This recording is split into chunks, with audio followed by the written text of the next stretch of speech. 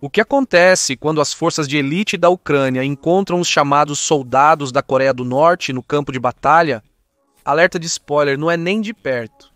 Vladimir Putin pensou ter encontrado reforços perfeitos nos 12.000 soldados de Kim Jong-un enviados para Kursk, visando ajudar a Rússia a virar o jogo. Mas a Ucrânia tinha outros planos. Armada com equipamentos ocidentais de ponta, incluindo os imparáveis tanques M1 Abrams, a Ucrânia envia uma mensagem clara: não importa quantos soldados Putin pegue emprestado de seus amigos, eles ainda serão dizimados. De drones a artilharia e tanques, a Ucrânia tem devastado os norte-coreanos e o M1 Abrams está liderando o ataque. Com sua armadura espessa, poder de fogo incomparável e versatilidade no campo de batalha, este gigante americano está se mostrando um pesadelo para as tropas de Kim. Em um confronto de cair o queixo, o Abrams aniquilou sozinho um bunker norte-coreano em Kursk, mostrando exatamente porque é um dos tanques mais temidos do mundo. Como a Ucrânia está usando o tanque Abrams para dominar o campo de batalha? O que torna este tanque um diferencial contra os aliados russos da Coreia do Norte? E o que isso significa para a guerra em Kursk? Vamos mergulhar na ação, começando com o tanque que redefine as regras de engajamento.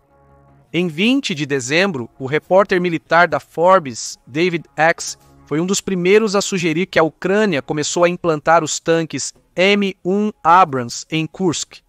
Ela tem ficado rapidamente sem esses tanques dos 31 que os Estados Unidos da América enviou como parte de um pacote de ajuda de 400 milhões em 23 de janeiro, juntamente com mais 49 que chegaram dos Estados Unidos da América e Austrália. Desde então, a Ucrânia só tem um punhado restante, afirma Axe. A maioria dos tanques restantes está com a 47ª Brigada Mecanizada da Ucrânia, estacionada em Kursk, defendendo contra a contraofensiva de Putin no Oblast russo. De acordo com Axe, o M1 Abrams vai sair lutando. A Ucrânia aparentemente possui apenas cerca de 12 tanques restantes, elogiando sua espessa armadura e sólidos controles de fogo. Conforme o correspondente de guerra ucraniano Andrei Saplienko, eles estão se saindo bem nos confrontos limitados que tiveram em Kursk. Quando Axe escreveu seu artigo para a Forbes, era difícil determinar se o M1 Abrams da Ucrânia havia realmente se envolvido em combate com a Coreia do Norte. Os tanqueiros não têm certeza absoluta se os norte-coreanos estavam entre as unidades inimigas destruídas em um confronto, observa Saplienko. A metralhadora não consegue ver o rosto do inimigo, acrescentou com pesar. Talvez não consiga. Porém, aproximadamente uma semana depois, um vídeo de um combate entre um M1 Abrams ucraniano e soldados norte-coreanos dissipou quaisquer incertezas.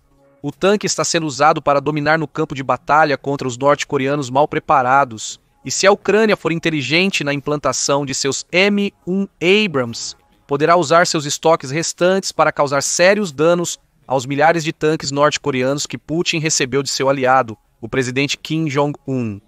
Tudo começou com um raro momento de sucesso para os soldados norte-coreanos que Putin implantou em Kursk. Um pequeno grupo de forças especiais norte-coreanas, provavelmente do Storm Corps, especializado em infiltração, conseguiu controlar uma posição ucraniana. Na Coreia do Norte, a equipe se fortificou da melhor forma possível com as armas limitadas disponíveis. Os soldados provavelmente só tinham rifles e granadas, sem equipamento antitanque disponível na posição recém-tomada. Porém, os norte-coreanos construíram trincheiras, visando se proteger de drones e equipamentos pesados que a Ucrânia pudesse utilizar. As trincheiras não funcionaram. Após receber notícias sobre as ações da equipe norte-coreana, a Ucrânia enviou um tanque M1 Abrams para a posição. Imagens do campo de batalha mostram o tanque atirando em alta velocidade, através de uma paisagem coberta de neve, movendo-se facilmente mesmo com as condições invernais. Ele rapidamente se aproxima das trincheiras da equipe norte-coreana, entrando no alcance de um bunker onde as forças especiais se escondiam. Imagens do interior do tanque mostram os eventos subsequentes. O tanque mirou no bunker e começou a disparar de uma distância extremamente curta. Os soldados norte-coreanos não tiveram chance. Sem armas antitanque, eles só podiam assistir enquanto o tanque Abrams atirava contra seu bunker. O tanque americano fumegou rapidamente o bunker, destruindo a única posição defensiva que que os norte-coreanos capturaram após quase 2 meses em Kursk. Infelizmente para a Ucrânia havia um problema. Apesar de ter destruído o bunker norte-coreano com sucesso, nem todos os soldados das forças especiais que o usavam para proteção foram mortos. Um soldado teria informado o comando russo sobre a presença do tanque Abrams. O tanque retornava para a linha ucraniana quando foi confrontado por um drone russo voo em primeira pessoa que usa fibra óptica para transmitir imagens de vídeo em tempo real. O primeiro drone não causou muito dano ao poderoso M1 Abrams como a Rússia já esperava. O primeiro drone voo em primeira pessoa localizou o tanque antes da Rússia enviar vários para combater a maquinaria pesada da Ucrânia. Os drones voo em primeira pessoa cercaram o tanque Abrams e miraram na base da torre, sua parte menos blindada. O objetivo era criar uma explosão que mataria a tripulação do tanque em um incêndio inescapável. Não funcionou.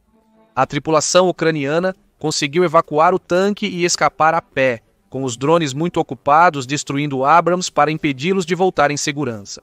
Infelizmente para a Ucrânia, o tanque não resistiu ao ataque dos drones voo em primeira pessoa russos depois disso. Foi deixado abandonado em uma estrada onde permaneceu por uma semana. Não se sabe se o tanque retornou aos ucranianos, mas isso parece improvável. Apesar do valor comprovado do Abrams ao lutar contra os norte-coreanos, ele se tornou um alvo fácil quando foi abandonado. Tentativas de retorno poderiam expor as tropas ucranianas a drones voo em primeira pessoa à espreita. O tanque foi sacrificado, mas já havia alcançado seu objetivo de dizimar a posição norte-coreana. Esse engajamento evidenciou o que a Ucrânia pode fazer com seus tanques M1 Abrams contra os norte-coreanos em Kursk. Resta-nos outra pergunta: para que mais a Ucrânia poderia usar os tanques Abrams americanos? Para responder a isso, primeiro precisamos conhecer melhor o M1 Abrams. A maioria dos tanques M1 Abrams fornecidos à Ucrânia são da variante M1A1.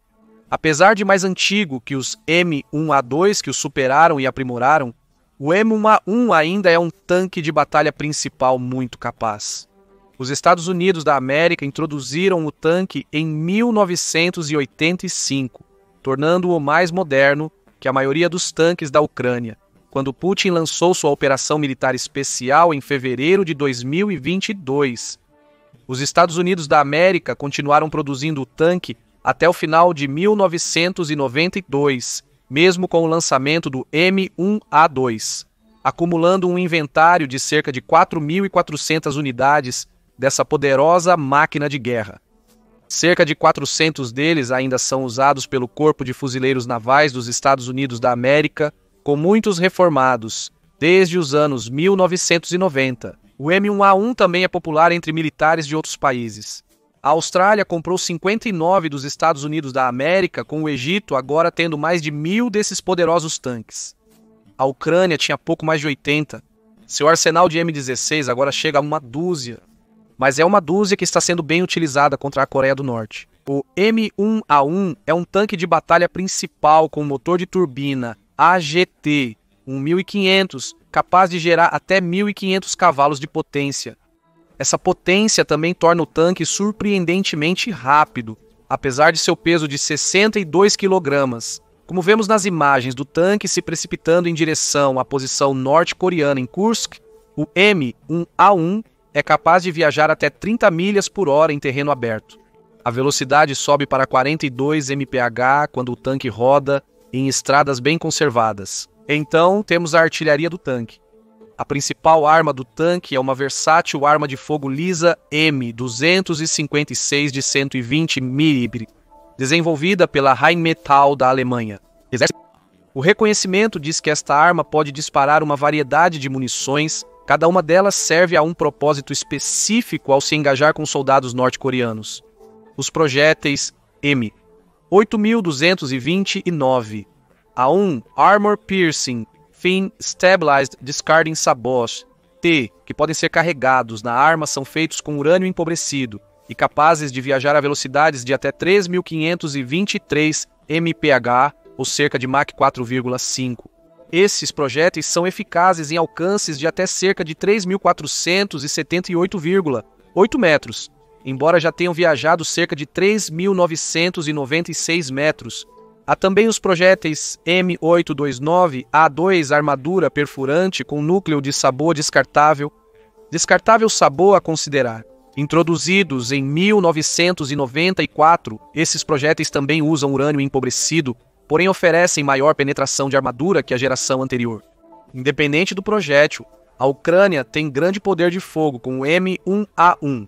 O tanque também pode armazenar até 40 dos escolhidos projéteis de 120 mm da Ucrânia, sendo 34 na torre e mais 6 na caixa do casco traseiro.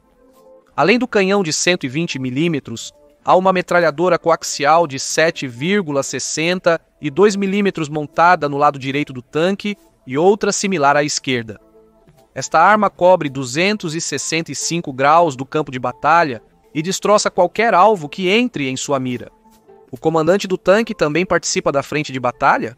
Eles possuem uma metralhadora Browning M2H2 de 12,7 mm com rotação de 360 graus.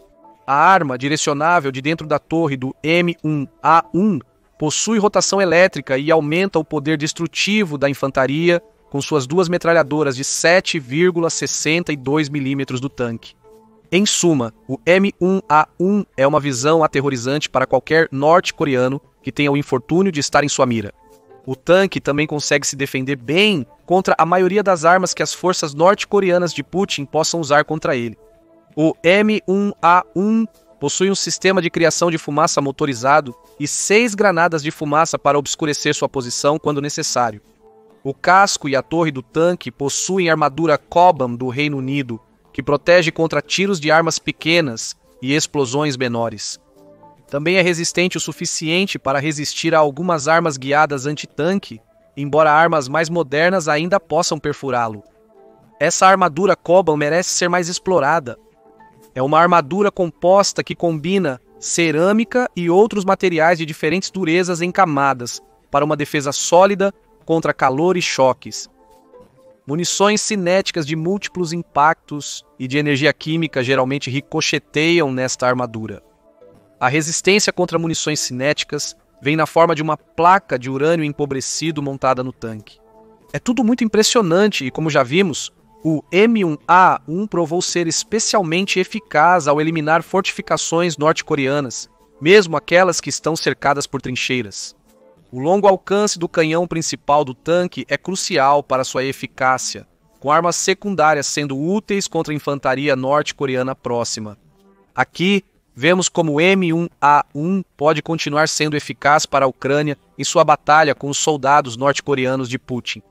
Como mencionado antes, Putin começou a enviar tropas para atacar posições ucranianas a pé.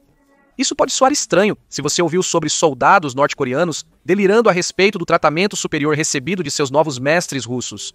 Em alguns aspectos, esse melhor tratamento parece estar acontecendo. Os norte-coreanos estão recebendo uniformes militares russos e equipamentos muito superiores aos usados na Coreia do Norte. Eles têm recebido documentos militares russos, possivelmente dando a esses soldados a falsa esperança de estabelecer residências na Rússia após a guerra. Os norte-coreanos estão hospedados em acomodações melhores e desfrutando de refeições superiores às que teriam em casa. Relatórios indicam que Putin acolheu os 12 mil soldados enviados pelo presidente Kim, mas as aparências podem enganar. Mesmo com bom tratamento ao chegarem na Rússia, nada prepara os soldados norte-coreanos para como Putin os utiliza no campo de batalha de Kursk. A Rússia é cruel no tratamento de seus aliados norte-coreanos. Os soldados são enviados para as linhas de frente para servirem como mero alvo para os drones, artilharia e tanques da Ucrânia. Eles são distrações, pedaços de carne sencientes que Putin usa para absorver o máximo de munição ucraniana antes de enviar seus soldados russos favoritos e mais competentes para atacar as posições ucranianas. Os soldados norte-coreanos não recebem os equipamentos necessários para ter sucesso em derrubar as fortificações ucranianas. Vimos isso no encontro que um pequeno grupo das forças especiais do país teve com o tanque M, um Abrams da Ucrânia. Embora essas forças tenham conseguido garantir e fortificar um bunker, elas não tinham as armas explosivas necessárias para se defender contra um tanque. Sem mísseis antitanque, minas ou qualquer coisa que pudesse impedir o Abrams de avançar em direção ao bunker e destruí-lo ao entrar no alcance. Essa história se repete cada vez mais conforme descobrimos mais sobre como Putin está utilizando os soldados de Kim. A maioria é enviada para a batalha a pé, apenas com armas pequenas básicas para se defenderem sem veículos blindados. De acordo com John Kirby, porta-voz do Conselho de Segurança Nacional da Casa Branca, soldados norte-coreanos estão sendo enviados em massa para atacar as defesas da Ucrânia. Eles realizam assaltos desmontados contra posições ucranianas em Kursk, usando táticas de onda humana, segundo Kirby. Essas táticas não são novas na guerra da Ucrânia. Putin confia há tempos na vantagem numérica de suas tropas para absorver o arsenal ucraniano, permitindo que seus soldados invadam fortificações. Tais táticas resultaram em cerca de 1.000 baixas norte-coreanas em uma semana, afirma Kirby. Esses ataques de ondas humanas permitiram que a Ucrânia utilizasse ainda mais seu estoque de tanques M1 Abrams. Pense nisso desta maneira. As forças norte-coreanas estão sendo enviadas para a batalha apenas com armas pequenas e algumas granadas, o que é insuficiente contra a armadura dos tanques Abrams. Eles estão sendo enviados para atacar posições ucranianas a pé, sem apoio mecanizado, drones ou qualquer outra arma que poderiam usar para destruir o tanque. Alguns norte-coreanos também não estão bem equipados por seus pretendentes russos. Muitos trouxeram suas espingardas norte-coreanas com carregadores de cima, considerados extremamente inconvenientes, o que torna essas armas pequenas pouco úteis contra a Ucrânia. Atualmente, a Rússia está usando esses ataques de ondas humanas para desviar as armas da Ucrânia. A Ucrânia normalmente usa drones voo em primeira pessoa para lidar com as ondas de norte-coreanos, porque sabe que os soldados importados da Rússia não têm uma estratégia real para lidar com eles. Veículos aéreos não tripulados frequentemente carregam granadas para soltar nos soldados norte-coreanos, amontoados, causando baixas explosivas no processo. Mas e se a Ucrânia usasse seu tanque M1A1 para esse fim? A Ucrânia poderia manter seus tanques atrás das linhas até que os norte-coreanos atacassem, implantando-os durante as primeiras ondas do ataque para causar estragos em centenas de tropas inimigas. A tática pode funcionar apenas para as primeiras ondas. A Rússia provavelmente enviaria drones para atacar o tanque assim que soubesse que eles estão no campo de batalha. Mas a Ucrânia ao menos tem opções de como usará seus M1 e A1. Essa estratégia, complementar à tática atual de usar tanques para destruir as fortificações norte-coreanas, com a vantagem adicional de poder retirá-los antes que a Rússia envie seus próprios drones. É uma abordagem viável que supera as desvantagens da implantação anterior do M1 Abrams nas linhas de frente. A ameaça de drones russos fez a Ucrânia retirar esses tanques das linhas de frente desde abril de 2024, preocupada que os drones destruirão os tanques, usá-los contra ondas humanas com poder de fogo explosivo antes de recuar para a segurança poderia permitir que a Ucrânia aproveitasse melhor a força destrutiva total de seus Abrams. Afinal, soldados norte-coreanos a pé com rifles e granadas não podem fazer muito contra um tanque com um canhão de 120 mm e um conjunto aterrorizante de metralhadoras. A Ucrânia também tem modificado seus tanques M1 Abrams para aprimorar sua resiliência no campo de batalha.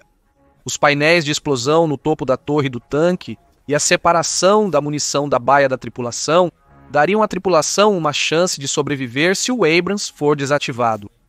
Reforçar as defesas da torre com gaiolas de enfrentamento, que absorvem parte do impacto de explosivos entregues por drones, torna o tanque mais utilizável contra soldados norte-coreanos em Kursk.